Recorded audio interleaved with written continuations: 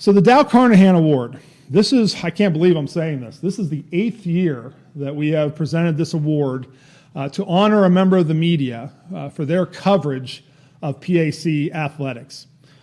This award is named for a gentleman who was a mainstay here at St. Vincent College. Dow was the play-by-play voice for St. Vincent Bearcat athletics for over 15 years before he passed away tragically in 2016. And at that time, a group in the PAC led by our sports information directors voted to give annually an award to a member of the media to honor them for their support and their coverage of PAC athletics. I'm very happy today to announce that we will be honoring Bob Barrickman. Unfortunately, Bob is not with us. Bob will be given the honor posthumously as he passed away this past year. In over 40 years as a journalist and broadcaster in Beaver County, Bob was an absolute institution and legend in the Beaver County area. He covered Geneva athletics for over 20 years on WBVP. He also was a writer for the Beaver County Times, the Pittsburgh Press, and the Post-Gazette, and was inducted into the Beaver County Hall of Fame in 2008. And as much as I am proud to be giving this award to the representatives here today, my only regret is that Bob could not be here himself, because I know how much this would have meant to him. To say a couple words and then we will introduce the family members and colleagues that will be accepting on his behalf, I do want to bring up the head coach of Geneva College, Geno DeMarco.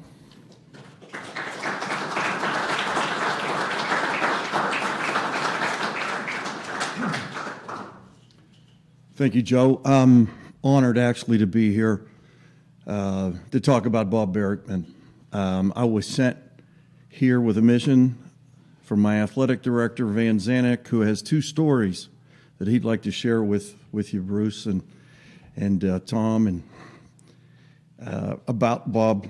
One has to do with the fact that when we were in our old league, we would travel to Chicago.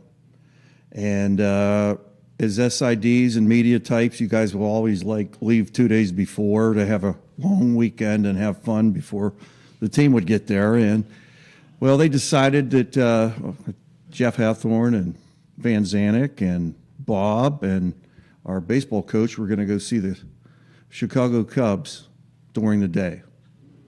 And then, and then later that night, they were going to go see the White Sox. Well, Bob has never been out of Beaver County except when he has gone to Hershey, and is the only time Van told me that he's ever seen Bob Barrickman actually with his mouth closed in almost a fetal position, because he was on the subway going in the middle of downtown Chicago between the games. I had the opportunity as the athletic director to take a couple phone calls from people who were very interested in the way Bob would call a game. And because he did high school games on Friday night, he was so enthusiastic about each team that scored.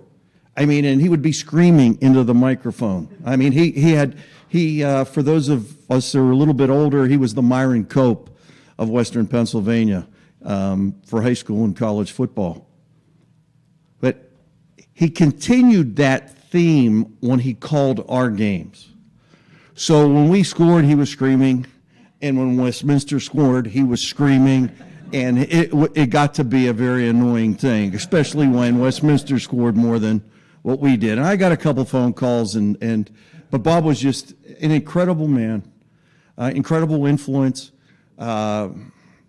Just honored to be here, just to say a few things, Joe. Thank you.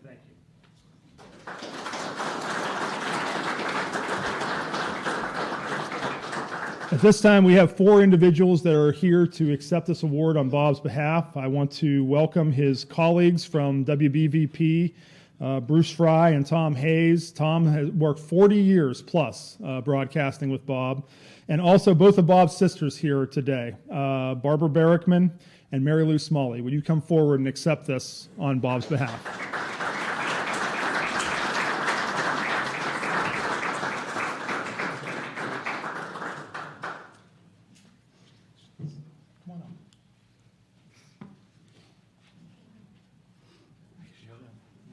Ladies, let me have you. You guys have those.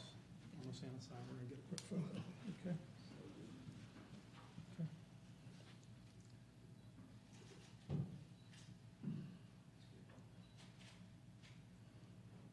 Okay. May I say something? Yeah, go ahead. Yeah. I just want to respond to what Mr. DeMarco said. Bobby made it in the last few years of his life to see all 50 states. I helped him get to a lot of them, 48 out of the 50. And so he did get out of Beaver County. It was hard for him, though. May we just say, this was so kind to have us invited, and we loved our lunch. I loved it too much. And a shout out to the 1990s Grove City team. My son played on that championship team. I'm sure they're still talking about him. And I just want to say, Bob would have been so honored, and I know it's well deserved. But we were the ones that were honored because he was our brother. Thank you.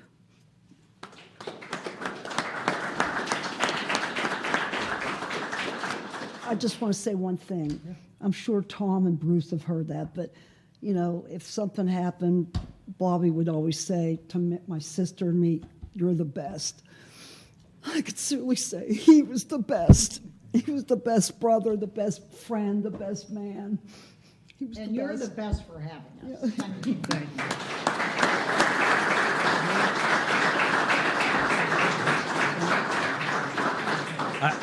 I would say real quickly, I would direct it to the younger guys in here. Bob Barrickman did what he loved every day of the week, or at least obviously in broadcasting.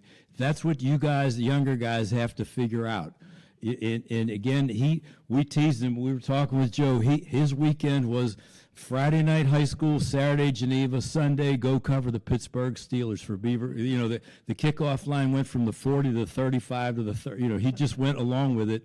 But guys, you young guys out there, these are highly academic schools. You can get a huge job, but you might, you know, if you get a grad assistant job at $800 a semester and it's what you really love, try that. You'd be surprised. You can be like Bob and like your career as long as you live. No one loved broadcasting more than Bob Barrickman. He was a consummate professional, but as good of a broadcaster was, he was a better human being, and that's not cliche. That's a fact. He was a great guy. We were best friends before I even got behind a mic with him, and how blessed was I to spend 40 years with him behind the mic.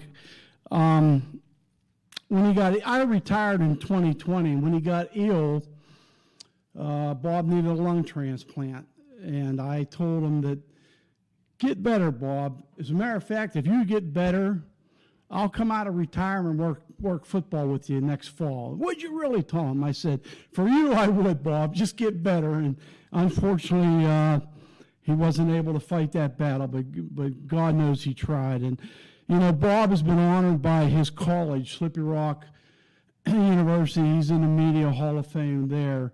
He is in the Beaver County Sports Hall of Fame. And now, with this recognition by the PAC, the PAC meant so much to Bob, and Geneva College athletics meant a lot to Bob. I mean, yeah, he might have been noted more for high school athletics, but he took a lot of pride in working in this conference. And Joe, I told you this earlier, how positive you were with Bob and I.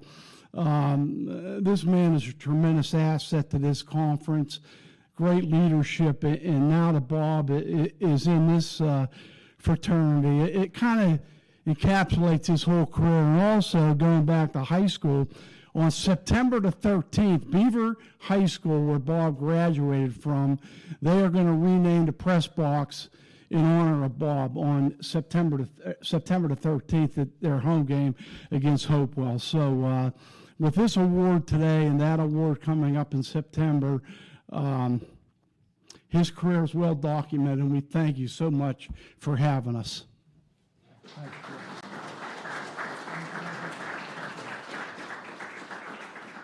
Thank you for those kind words for a great man and a great broadcaster. At this time.